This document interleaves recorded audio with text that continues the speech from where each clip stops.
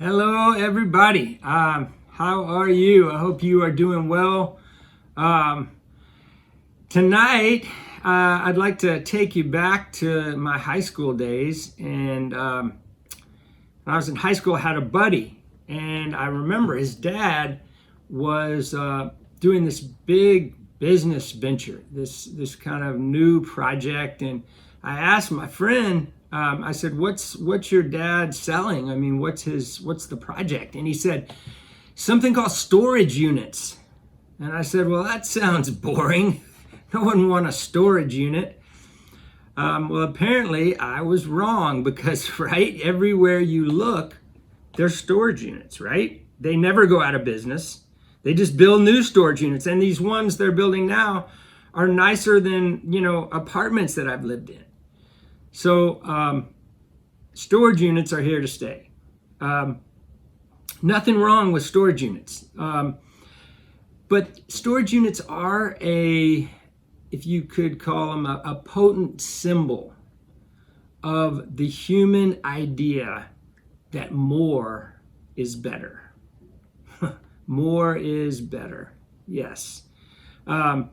And we kind of operate from this idea. And we think a lot of the time that if we can get this, fill in the blank, get this, fill in the blank, then we'll be better. We'll feel better. We'll look better. It's part of what we call consumerism that leads to ultimately to storage units.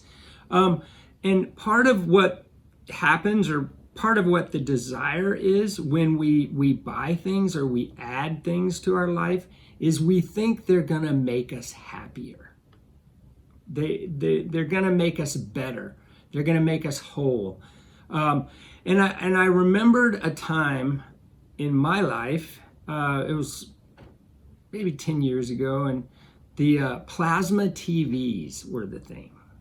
And I decided that if I had a plasma TV, things would be a lot better. Because I could watch my sports, I could watch movies. I just wanted a plasma TV. So, talk Barkley into it, and I head to Best Buy and go through the motions in there and come out with my plasma TV. I had not left the parking lot. I'm still in the parking lot, and I'm having thoughts like this. Did I spend too much? Did I get the right size? Were those the specs that I really wanted? And I'm already second guessing this thing that's going to make me so happy. And where does stuff like that end up? Storage units. Storage units. So I want you to think, I want to change gears, and I want you to, we've been talking about addition. Adding things to our lives that are supposed to make us happy. This applies also to the spiritual life. Don't we sometimes think, I'll be fulfilled if I go to one more conference, one more spiritual conference. If I get one more book about the spiritual life, that'll give me what I need. And what happens? We get a lot of books. We go to a lot of conferences. And are we happier? No. Because if we were happier, man, if you could get happy buying a book, oh my gosh. But there is another idea, another way to look at this. And this was made famous by someone who lived many years ago, the theologian Meister Eckhart. And Meister Eckhart said something quite amazing. He said, the spiritual life is much more about subtraction than addition. Subtraction than addition.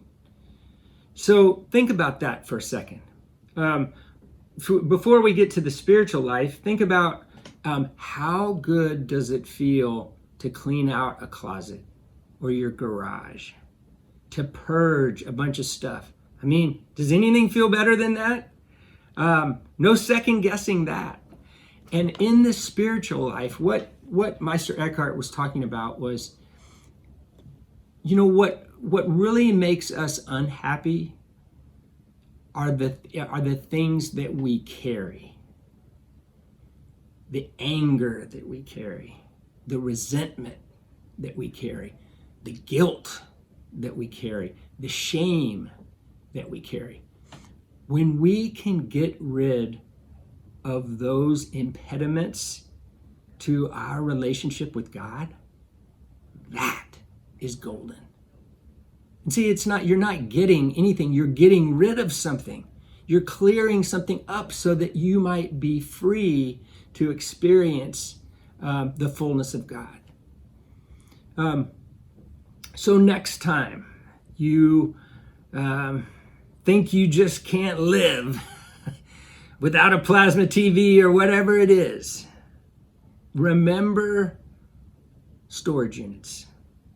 Remember storage units, and remember that it's really probably what's going to make you happy is not getting something.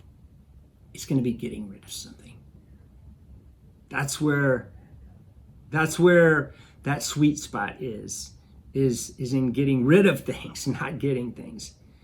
Amen.